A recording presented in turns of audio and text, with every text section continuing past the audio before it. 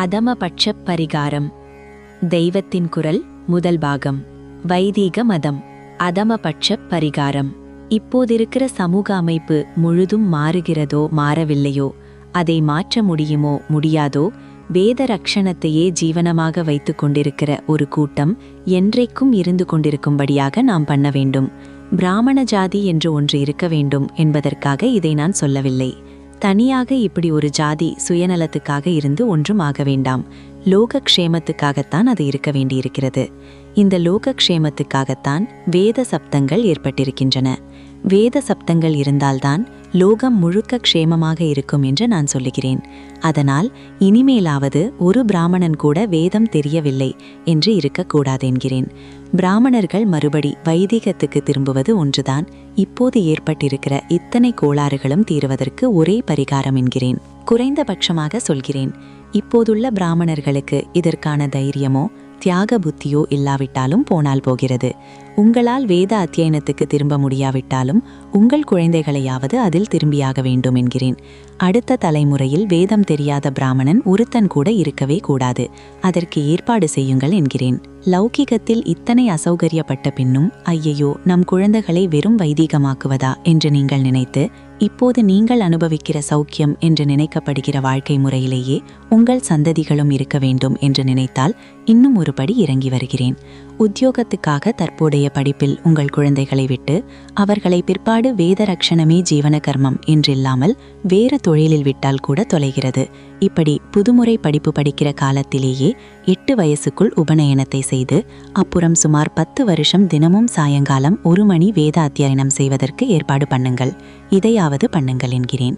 ஒவ்வொரு பிராமண வீட்டு குழந்தைக்கும் இந்த ஏற்பாடு செய்தாக வேண்டும்.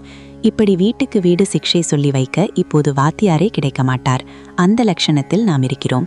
இதனாலும் மற்ற பொருளாதார சௌகரியங்களை உத்தேசித்தும் பேட்டைக்கு பேட்டை ஒரு பொது இடத்தில் எல்லா குழந்தைகளுக்கும் வேத வகுப்பு நடத்துங்கள். கூட்டுறவு அடிப்படையில் இப்படி செய்வதால் வசதியில்லாத ஏழை குழந்தைகளுக்கும் கூட வேத சிக்ஷை பெற சௌகரியம் ஏற்படும். 10 வருஷங்களில் சிறுக சிறுக இப்படி கற்பதால் மந்திரபாகம் நிறைய மனப்பாடமாவதோடு மட்டுமின்றி பிரயோகத்திலும் கூட, அதாவது உபாகர்மா முதலிய வைதிக கர்மாக்களை தாங்களே செய்து கொண்டு மற்றவர்களுக்கும் சேவிக்கிறதற்கும் கூட தேர்ச்சி உண்டாக்கிவிடும். இவ்வாறு பிரயோகத்தை ஏன் சேர்த்து சொல்கிறேன் என்றால், வைதிக சடங்குகளை அவரவர்களே செய்து கொள்ள முடியும் என்றால்தான் எதிர்காலத்தில் புரோகிதர்கள் என்றே ஒரு தொழில்காரர்கள் இல்லாவிட்டாலும் கூட சமாளித்துக் கொள்ள முடியும். புரோகிதம் செய்வதே ஜீவனோபாயம் என்று வருங்காலத்தில் யாராவது பிள்ளைகளை விட்டு வைப்பார்களா என்று கேட்கிற நிலை வந்துவிட்டதால் இந்த ஏற்பாடு அவசியமாகிறது. இப்படியாக வேத சப்தங்கள் லோகத்தில் என்றும் நிலைத்திருக்கும்படியாக செய்வதில் எல்லோரும் இதயபூர்வமாக முனைந்து நின்று காரியத்தில் இறங்க வேண்டும். இது இப்போதுள்ள ஜனசமூகம் முழுவதற்கும், பிராமண ஜாதிக்கு மட்டுமல்ல, இந்தியாவில் இருக்கக்கூடிய சகல ஜாதிகளுக்கும், அது மட்டுமல்ல சமஸ்த லோகத்திலும் உள்ள அத்தனை கோடி ஜீவராசிகளுக்கும் க்ஷேமம் உண்டாவதற்காக நீங்கள் செய்ய வேண்டிய கடமை. தெய்வத்தால் விதிக்கப்பட்ட கடமை. அதுவே தெய்வீகமான கடமையும் ஆகும். இப்போதிருப்பவர்களுக்கு செய்ய வேண்டிய கடமை என்பது மட்டுமின்றி வருங்காலத்தில் வருபவர்களுக்கு நாம் மகா துரோகத்தை செய்து பாப்பத்தை சேர்த்து கொள்ளாமல் இருக்கவும் இந்த காரியத்தை அவசியம் செய்தாக வேண்டும். இந்த காலத்திலேயே வேதத்தை எவனும் லட்சியம் செய்யவில்லை. வருங்காலத்தில் யார் சீந்த போகிறார்கள்? இப்போது இதற்காக பெரும் பாடுபட்டு என்ன பிரயோஜனம் என்று சிலருக்கு தோன்றலாம். அப்படி எனக்கு தோன்றவில்லை. சக்கரம் சுற்றி கொண்டே இருக்கும்போது கீழே போனது மேலே வரத்தான் செய்யும். இப்போது இத்தனை நவநாகரிகம் தலைவிரித்தாடுவதாலேயே இதன் உச்சத்துக்கு போன பின் கீழே இறங்கித்தான் ஆக வேண்டும். நவீனத்தில் ஏதோ சௌக்கியம் இருப்பதாக நினைத்து இப்போது அதில் போய் விழுந்திருக்கிறோம். போக போக இதை பூரணமாக அனுபவித்து விட்ட பிறகு இதிலே வாழ்க்கை நிறைவே இல்லை, உண்மையில் அசௌகரியத்தை தான் உண்டாக்கி கொண்டோம் என்று தெரிந்துதான் ஆக வேண்டும். அமெரிக்காவின் உதாரணம் ஒன்று போதும். ஜனங்களுக்கு தாங்கள் நிறைவோடு இல்லை என்று ஒரே சூன்ய உணர்ச்சிதான் வந்திருக்கிறது.